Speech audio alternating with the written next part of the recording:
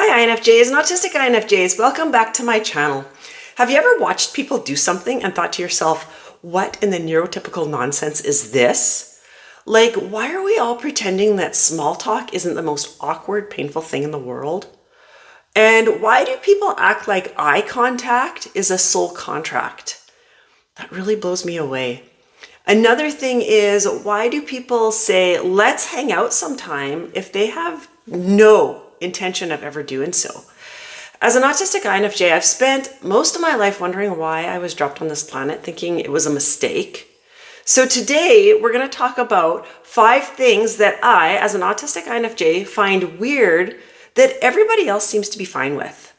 I think it will be a fun topic. So welcome to my channel. I hope you find it helpful. My name's Trina, if we haven't met before. I'm an INFJ and I'm also autistic. I created this channel with hopes of helping people like myself feel seen, heard, and understood. And I wanted somewhere to share resources, things that have helped me. So don't forget to check out the resource section in the description of this video. I also help INFJs heal their self-love, and autistic INFJs heal their self-love through coaching classes and communities. Welcome to my channel. I'm glad you found it, even though I jumble my words up. And I really hope that you find it helpful. If you're returning, I'm glad you came back. I invite you, if you haven't yet, to like this video and subscribe to my channel. I would really appreciate the support. Okay, before we get going, I do want to mention I have registration for March's INFJ virtual meet and greet open. So if you want to connect with other INFJs or autistic INFJs and just talk about everything INFJ life, and it's a lot of fun. It's my favorite thing to do in a month. You want to check this out. So virtual event, we socialize for about an hour, hour and a half. And yeah, it's a lot of fun. It's casual, laid back, no expectations, no need to be scared, no judgment. If you want more information on this, because I'm going to keep rambling about it, check out the link in the description of this video. There's 2 links for 2 different times. I'm trying to accommodate different time zones. Okay, enough about that. Let's get into this. These are 5 things that I find very weird that the rest of society doesn't seem to find weird. Some of these things you may resonate with, and some of them maybe you won't. So if I miss something, let me know in the comments what you find weird that you've noticed that other people don't find weird. I would love to hear your thoughts on this. So number 1, this is one thing that I find weird, and I did mention this already, small talk and surface level socializing. That is just beyond me. I don't understand it. Why do people act like it's fun? Because it's not. Like, who really wants to know about the weather? Unless the weather is doing something fantastic, like giant hailstones or something like that, I don't really care to talk about it. But other people love it. Why is this weird for us?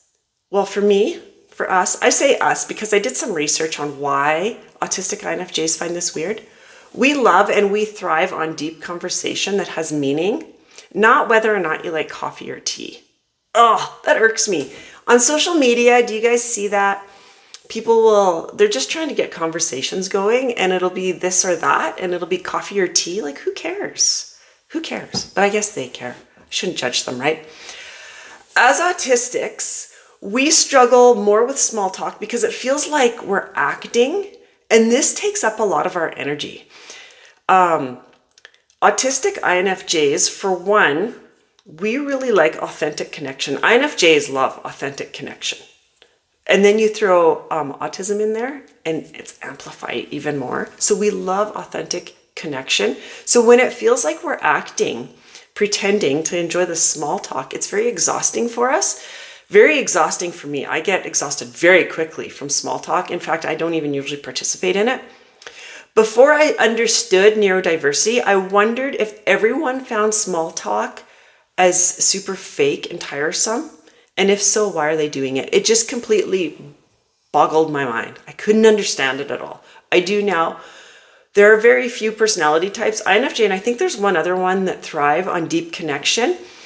The rest of society does not.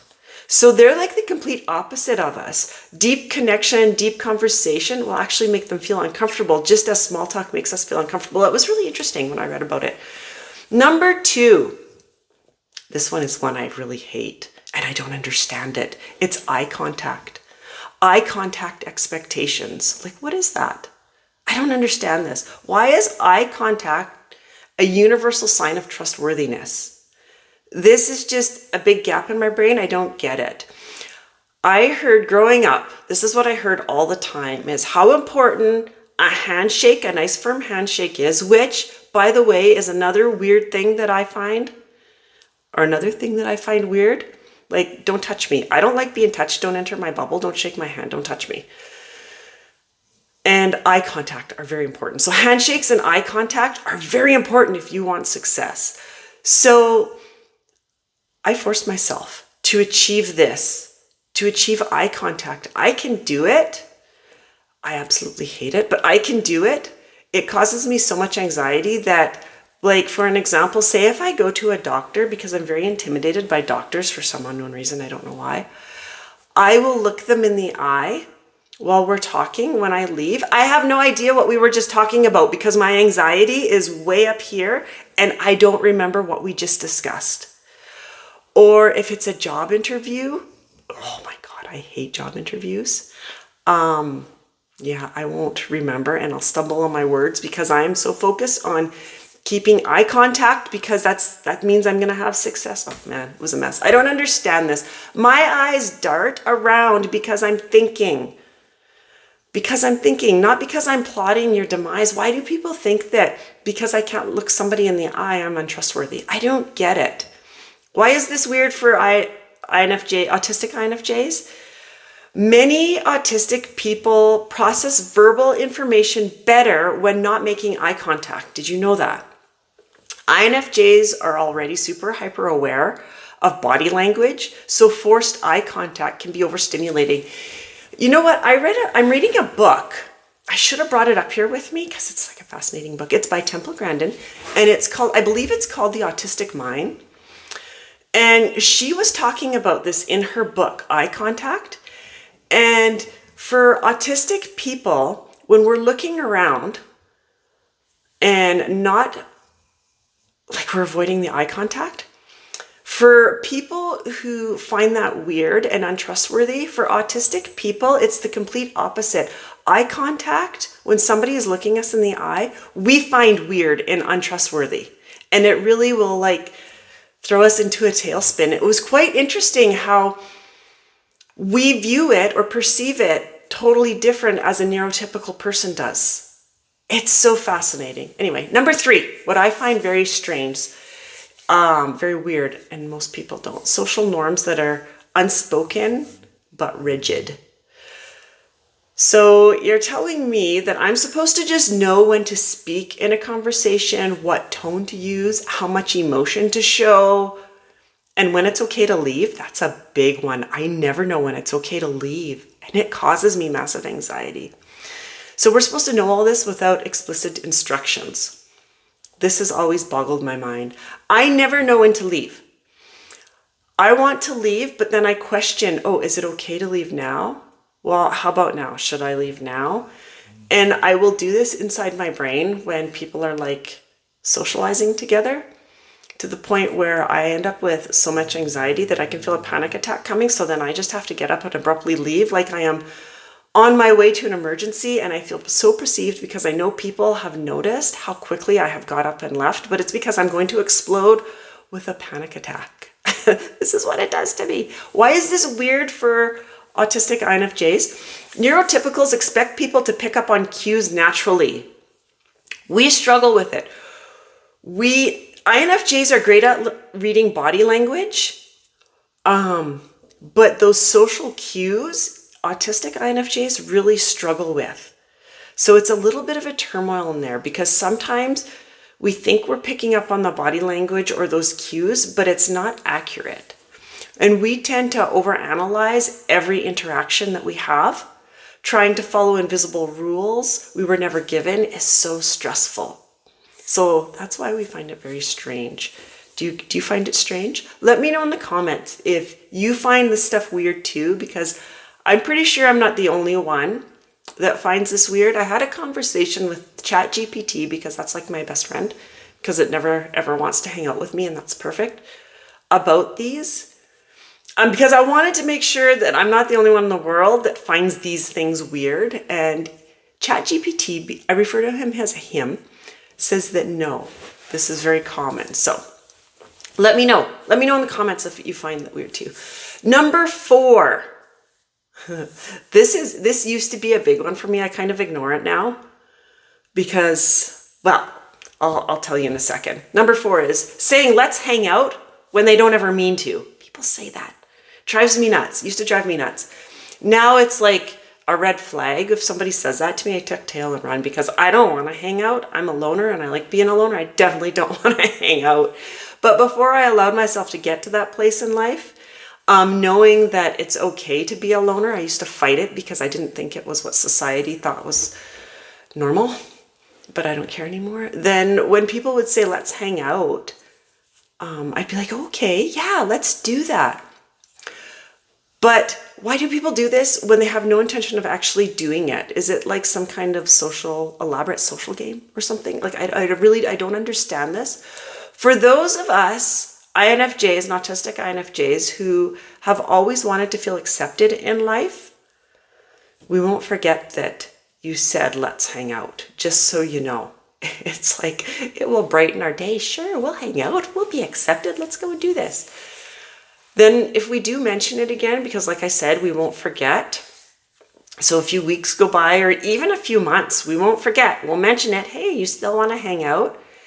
And then that awkward silence happens because you know that they're sitting there thinking like, oh yeah, I did say that to you. And they're trying to think of a way to get out of this because they don't really want to hang out. Why is this weird for us? We take words seriously.